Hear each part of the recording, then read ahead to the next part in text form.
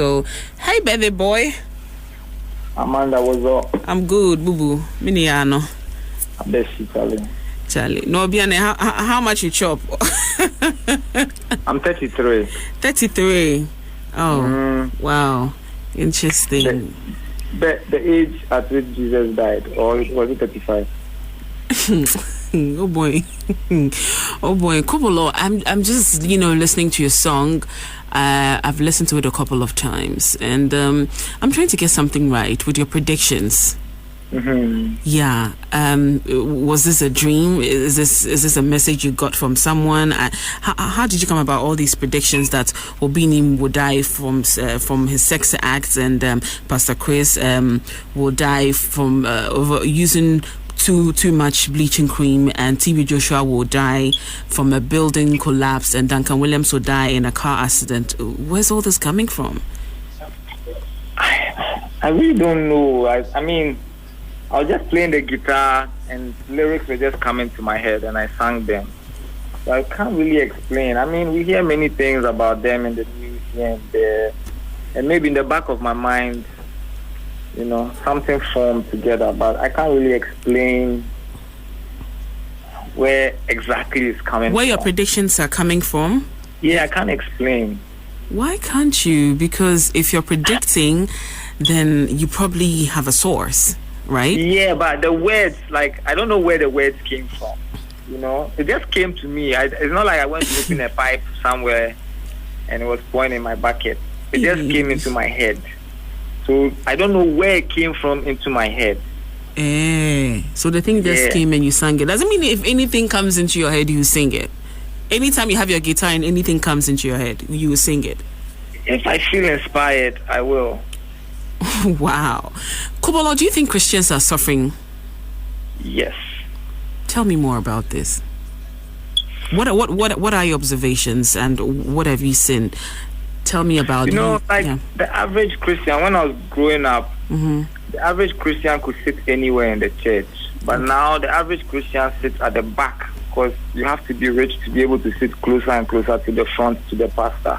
And then the average Christian is always helping the church, giving collection, giving money. But when that Christian faces a problem in their life, the church hardly ever comes to their aid when they have family problems. And the average Christian is told, give your money and so on. But that average Christian also sees their pastors and so on really enjoying whilst they are suffering. So I think all Christians, the real ones, they just need to die and go to heaven to enjoy over there, because here is not good for them, only for their pastors. Okay. Now, you did mention that you wish you would kill all Christians because you're suffering. How do you kill people if you love them? When the European came to enslave Africans and would be taking the women, the pregnant women or the women with children on the ships, and they knew what struggle or what suffering their children would go through under the hands of the white people in the Americas because of stories or because of actual hardships they faced on the ground. They rather killed their children than let them suffer that kind of slavery life. And they did that out of love. They couldn't bear to see their children treated like animals. Wow. Is that where you got your...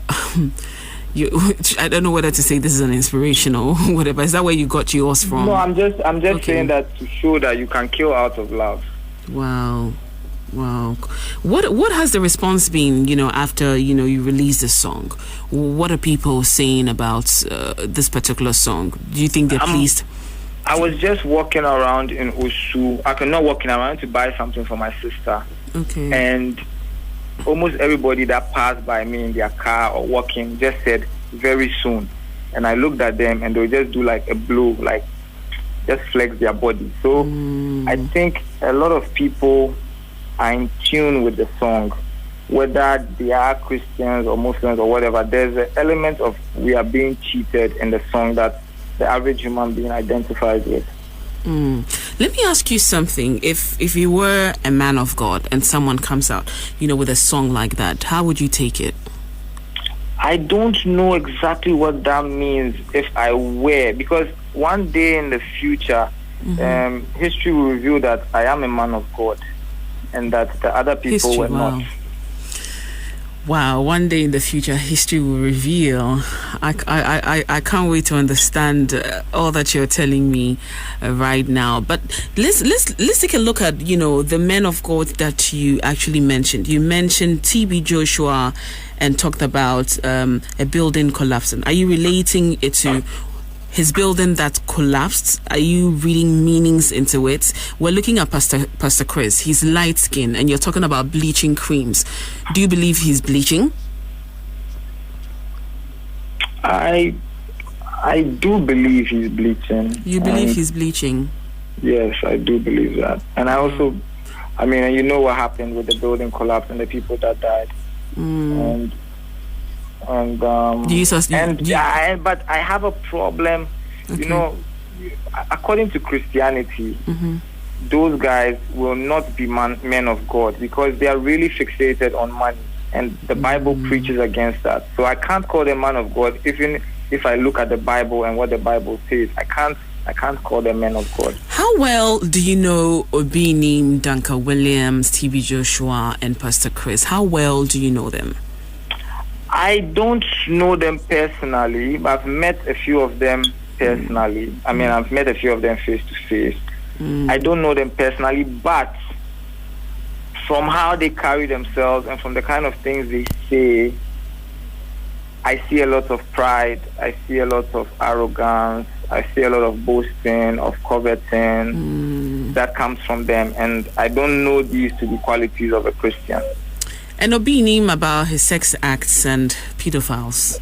What do you know about that? I seem pretty lost about it. Do you have any information on that? I have none. I don't know. I don't even know of one story. So it is strange that came to me. All I remember is it's pretty strange you couldn't relate it to anything but something to do with. Yes, but that inspiration, I don't know where it came from. Some of it is maybe I've heard a backstory somewhere, but this just came out when I was creating the song. All I remember is I remember seeing once that he was stepping on a pregnant woman's stomach. I don't know why I didn't say something else about that, but those are the lyrics that came to me for him. I can't explain it. Well, Kubolor, if you don't feel, if you feel that, these men of God are not real men of God, do you feel safe after doing this song? Life is not promised, so I just follow my inspiration. I've been through different kind of situations, and I'm still here. And this, whatever happens, will show what kind of people we are, they are. But I just had to do what I felt inspired to do. Great. If you had the chance to meet, these four men of God, what advice would you want to give to them? That is, I like the fact that you said God, like Calabash God. Oh, hey, Kubolor. Calabash God is used by fetish priests. What would I want to say to them? Is that what you said? Yes. What would you want to say if you had a chance to meet them, face to face, or had a chance to talk to them? I want you to address them one after the other. What would you want to say to them? Let's start it off with Obinim. If you had a chance to meet Obinim, what would you want to tell him? We're taking it one after the other. Yeah, I'm trying to think.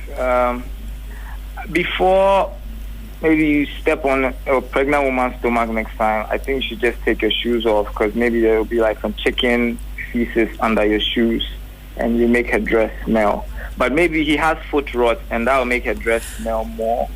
So maybe you shouldn't step on his stomach. Maybe you should just touch his stomach with his hand. What if that was a direction? Some pastors deal with that this is a direction from God, that was a direction from heaven, this is a direction I got and all that. What if it was a direction? You have a point.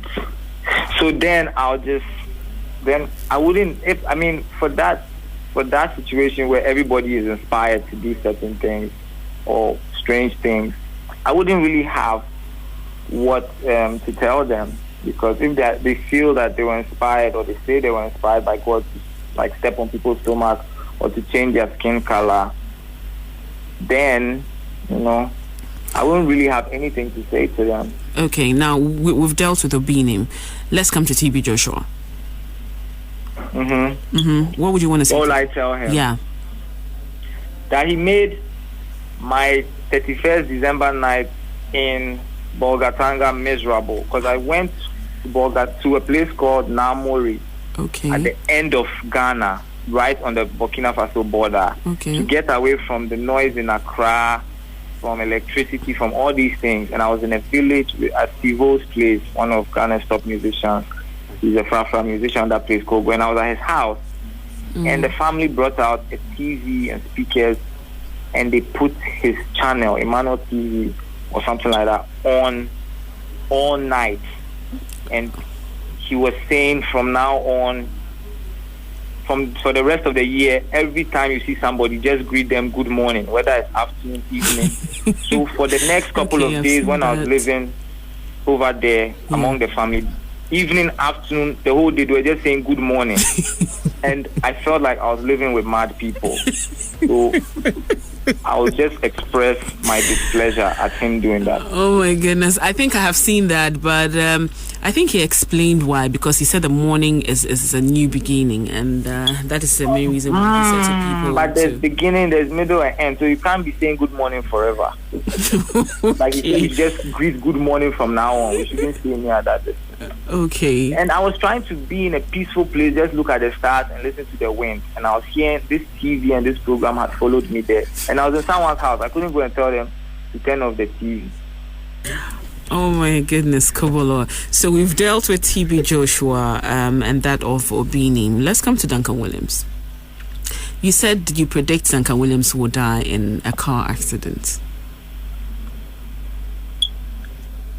Kubolor? Yeah, I did. Yeah. We have Duncan Williams and Pastor Chris left. So let's come to Duncan Williams. I don't know what to say about Duncan Williams. I met him recently. I mean, we didn't greet each other or anything. But it was at my auntie's birthday party. And when I say auntie, I'm using the word loosely. I grew up with some friends at Tesco in Asylum down called the Kwashi. We are from Somanya. Okay. And one of their aunties, their mothers, was somehow Duncan Williams' stepmother, looked after him when he was growing up. Okay. And so he was also at the party. Okay. And he was praying for our auntie. And that was shortly after he had prayed. He was praying for our auntie to have good life, good health, and so on. And that's shortly after he had prayed for the Ghana CD to get stronger. And the Ghana CD actually got 2 or 3 times worse. So whilst he was praying for her, I was very worried and almost told him to shut up, because I didn't want anything to happen to our auntie like it happened to the CD. Because his prayers, you think his prayers had something to do with the CD? Yes. Wow.